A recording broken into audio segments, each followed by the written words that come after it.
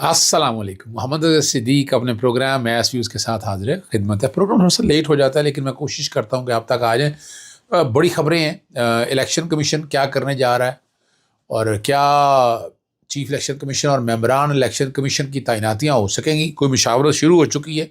नई मशरफ भट्ट ने खबर दी है, उसके हवाले से जो विल्सन अमेरिकन ने बड़ी वजाहत के साथ बात कर दी है और सुप्रीम कोर्ट में जो हेयरिंग्स हुई हैं और जो इजाज़तें मिली हैं वो सारी, और बड़े दिलचस्प रिमार्क्स हैं लाहौर हाई कोर्ट के। सबसे पहले तो मैं आपके सामने रखता हूँ जो हुकूमत और अपोजिशन ने चीफ इलेक्शन कमिश्नर पे 8 मेंबरान के तकरीबन मशावरत शुरू कर दी।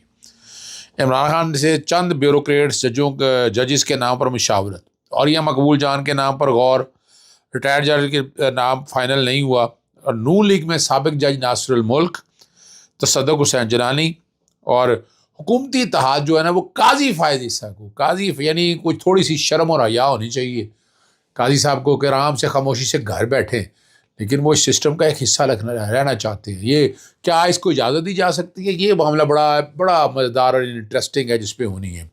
और पत्तन ने जो रिपोर्ट दाखिल की है, कुछ पॉइंट है मेरे सामने, मैं वो आपके सामने रख देता हूँ। और हेरा फेरी और जबरी धांधली के 64 ज़राए इस्तेमाल किए हैं। और इलेक्शन, और मैं जो कि सरवर बारी के साथ बैठा भी हुआ था प्रोग्राम में, इलेक्शन कमीशन सितंबर तक वेबसाइट पर नताइज बदलता रहा। कुछ हल्कों में 100% से भी ज़ायद वोट टर्न ओवर रहा, ये भी मैं हकीकत जानता हूँ। यानी कौमी असम्बली में कुछ और टर्न ओवर और नीचे जब सूबाई असम्बलियों में टर्न ओवर, और जब दोनों को जमा करते हैं तो डिफरेंस मेल ही नहीं पाता। साफ़ी और सोशल मीडिया को दबाया गया और सुप्रीम कोर्ट के हुक्म के बावजूद 5 दर्जन से ज़्यादा नशिस्तें खाली हैं। नामुकम्मल मुकर्रना की कानून साजी में एतमाद के फुकदान है। इस एजाज़ की वजह से 26 जनवरी मुकम्मल मुद्दत होने के बावजूद चीफ इलेक्शन कमिश्नर को मेंबरान को घर ना भेजने का इंतज़ाम किया गया है। तो मैंने लिस्टें सारी बता दी हैं। ये देख रहा ये है कि यहाँ सबको ये बात याद रखनी है कि पाकिस्तान तहरीक इंसाफ 8 फरवरी को 180 सीटें जीत चुकी थी, जबकि पाकिस्तान मुस्लिम लीग नून सिर्फ 17 सीटों पर कामयाब हुई। और ये सवाल सब जब ज़ुबैर से पूछते हैं, मिफ्ता इस्माइल से पूछते हैं, तो वो इस बात का इकरार करते हैं। जावेद लतीफ़ रोना धोना रहता है, गुलाम दस्तगीर, ख्वाजा साद रफ़ीक, यानी ये वो लोग हैं जिनको असम्बलियों में आने नहीं दिया, जो एस्टैब्लिशमेंट के ख़िलाफ़ बात करते थे। यानी इस दफ़ा की जो हुकूमत है, the most favourite child of establishment, यानी जो लोग आवाज़ उठाते थे ना, वो चाहे रोहिलस्कर, शेख रोहिलस्कर ले लें, कोई भी आप ले लें, उन सबको अगर देखें तो आपको अंदाज़ा हो जाएगा कि क्या होना है। अच्छा, अगली जो बात है, जो विल्सन ने जो शहबाज शरीफ को ख़त लिख दिया है ना, उस ख़त में इमरान खान की रिहाई का मुतालबा किया है। अब इसमें है इसका असर क्या हो भाई? जो बातें कर रहे थे ना, आपको पता है मोहसिन नकवी भी मिलते रहे, इन सब लोगों से मुलाकातें हुई, लेकिन उन्होंने बड़ा साफ कर दिया इमरान खान को आज़ाद करने के लिए ख़त पाकिस्तान के सियासी और अस्करी रहनुमा को भी भेजा है। अच्छा काम किया है। और ट्रम्प, उस बारे में ट्रम्प इंतज़ामिया से भी बात करूँगा, ये उन्होंने कहा है अपने ख़त में। पाकिस्तान और अमेरिका के ताल्लुकात इस वक्त मजबूत होंगे जब पाकिस्तान में जमहूरी हुकूमत हो। अब हुकूमत में अगर हिम्मत है तो एब्सोल्युटली नॉट कह कर दिखाए ना। इमरान खान तो पहले ही बता चुका है कि वापस आएगा, ये याद रखिएगा बात। गुज़श्ता रोज़ जो आमदन से ज़ायद असासों के केस पर शहजाद अकबर आए। शहजाद अकबर बैरियर टाउन वाला जो केस है, रेफरेंस 25 तारीख है, उसमें भी है। उसमें आज ज़मानतों की डेटें लगी थी। कायम अली शाह, शर्जील नाम मेमन वगैरह सारों पे सिंध हाई कोर्ट में आया, तो 5 मार्च के लिए समाअत मुलतवी हुई है। और ये जुरिस्डिक्शनल इशू पे किया है कि अदालत का इख्तियार नहीं है। ये रेफरेंस के हवाले से जो यानी है नहीं ना, अगर आप इख्तियारात को सारा सामने रख कर देखें तो वो तो चीज़ ही नहीं है इसके अंदर पाकिस्तानी। और आमदन से ज़्यादा 700 पे शहजाद अकबर को कहा, वो हाई कमीशन पहुँचे, हाई कमीशन वालों को कहा, और उन्होंने जो जिक्र किया कि अलकाट्रास और एक और केस में मुझे कोर्ट का समन आया, पाकिस्तान हाई कमीशन आया हूँ, मुझे अगर नायब ने शामिल तफ्तीश करना है तो मुझे वीडियो लिंक के ज़रिए मौका फराहम किया जाए। और माजी में मेमो गेट स्कैंडल का जिक्र करते हुए ना कहा उसे होते रहे और गवाही का इंतज़ाम है। और दो कमाल की बात है, जो लोग वहाँ पर मौजूद थे उन्हें पता ही नहीं था। और बस उनका यही कहना है कि किसी की फरमाइश पर नोटिस जारी किए हैं। यानी ये कुछ चीज़ें ऐसी हैं। एक और बात जो मरीम सफदर से और नवाज शरीफ आज बड़े दिनों बाद होश आ ही गया, 1 साल बाद ना, 8 फरवरी को इलेक्शन हुए थे ना, تو وہ صوبائی اسمبلی کے ممبروں سے بڑی اپنی تعریفیں کروا کے کہ جناب پتہ نہیں بہت بڑا کام کر رہی ہیں، کہ کیا حالات بتا رہے ہیں. یعنی وہ اس طرح کا حالات بتانے کی کوشش کرتے تھے. لیکن یاد رکھیے گا ایسی پوزیشن تو نظر مجھے بھی نہیں آتی ہے کہ بہت اچھے حالات کر دیے ہیں. حالات بہت برے ہیں. نجم سیٹھی کی صحافت کا معیار آپ دیکھیں، وقت آ گیا اب تو چڑیاں وغیرہ کسی اور کے پاس چلی گئی ہیں، اور اچھے پیغام رسائے پروگرام میں کہہ رہے تھے نون لیگ اس وقت مکمل آؤٹ ہے. آج الیکشن ہو جائے تو ان کو ایک ووٹ بھی نہیں پڑنا. الیکشن کی تیاری تو کرنی ہے، ابھی حکومت کو خطرہ نہیں. یعنی ایک طرف یہ کہنا اور دوسری طرف یہ کہنا، لیکن کچھ بھی ہو سکتا ہے اور کچھ بھی نہیں ہو سکتا. آخر یہ تجزیہ کیسا ہے؟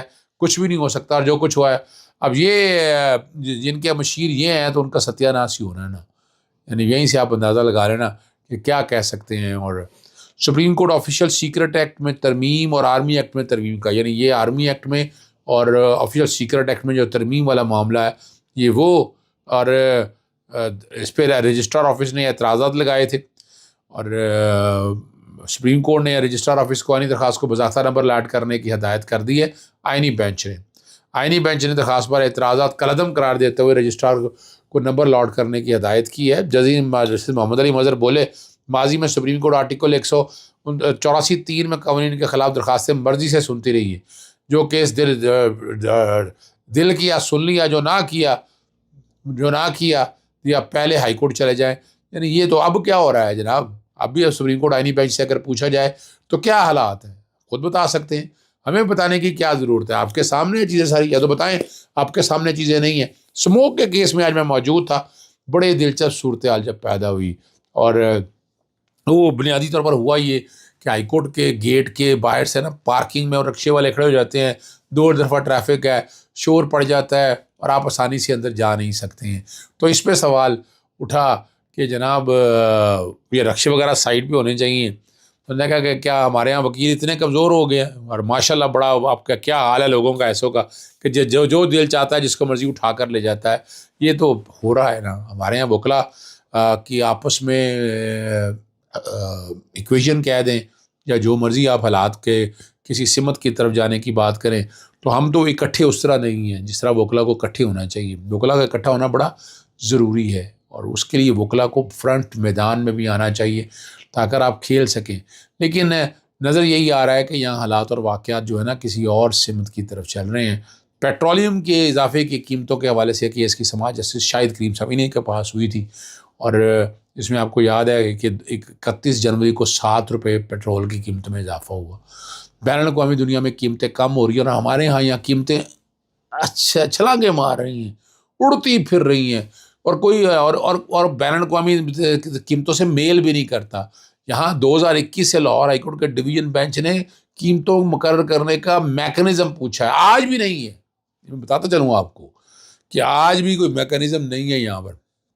یہاں حالات اتنے اچھے نہیں ہیں، پیٹرول کوئی پوچھنے والا نہیں ہے. 3rd کلاس پیٹرول آ رہا ہو، اور اس میں سلفر ایڈیٹو پیٹرول آتا تھا.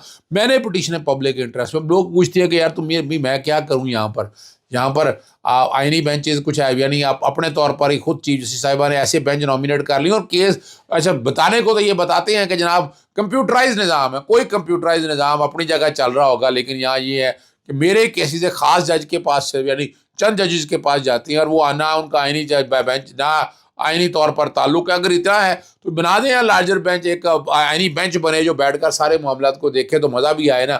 لیکن یہ ایک نارمل سی ایک روٹین ہے کہ اس طرح کے کیسز جو پبلک انٹرسٹ کے جو بہت ہی اہم کیسز ہیں وہ چند ججز کے پاس، جسٹس علی علم صاحب. یہاں یہ بات اور ہو رہی ہے کہ کیا یہاں سپریم کورٹ میں 11 تاریخ اب سر پہ آئی کھڑی ہے، 11 تاریخ کو سپریم کورٹ میں کون کون جا رہے ہیں. اسلام آباد ہائی کورٹ سے جسٹس عامر فاروق صاحب، اور دوسری جو کوشش ہو رہی ہے کہ جسٹس محسن اختر کیانی کو یہاں سے اوپر لے جایا جائے. یعنی یہ ایک وہ بات سنتے آئی ہے. لاہور ہائی کورٹ میں جسٹس علی باقر نجفی، جسٹس صداقت علی خان صاحب اور چیف جسٹس صاحبہ خود بھی چاہتی ہیں کہ میری ٹرانسفر جو ہے یا میری پوسٹنگ جو ہے وہ چیف سپریم کورٹ کے جج کے طور پر ہو جائے. دیکھنا یہ ہے کہ ہمارا یہ گلا سڑا سا نظام کیا کرتا ہے، کیا لوگوں کو ٹرسٹ ہے اس نظام کے اوپر. یہ سوچنے والی باتیں ہیں جس پہ ہم آواز تو اٹھاتے رہتے ہیں، لیکن کیا کریں، کچھ ہمارے بس میں تو ہے نہیں. ہم نے کیا کرنا ہے؟ ہم نے تو آواز ہی اٹھانی ہے. اور کوشش ہے کہ پازیٹیو طریقے سے چیزوں کو لے کر آئیں تو تبھی بہتری کی طرف چلے جائیں. ہماری طرف سے کوشش تو یہی ہے، لیکن آپ کو پتہ ہے کہ نظام کس طرح کا چل رہا ہے، اور نظام یہ سارا کچھ ایسا ہی ہے. اب میں بیٹھ کے دیکھ رہا ہوں کہ میں نے کوئی اور چیز میری دیکھنے والی رہ گئی ہے تو میں وہ بھی آپ کے سامنے رہ دوں، کوئی چیز مسنگ نہ ہو جائے. لیکن میں نے کوشش تو کی ہے کہ آپ تک میں ساری آ جاؤں. میں نے الیکشن کمیشن کے حوالے سے بھی لیٹسٹ آپ کو بتا دیا ہے کہ الیکشن کمیشن آگے بڑا اہم کردار ادا کرے گا.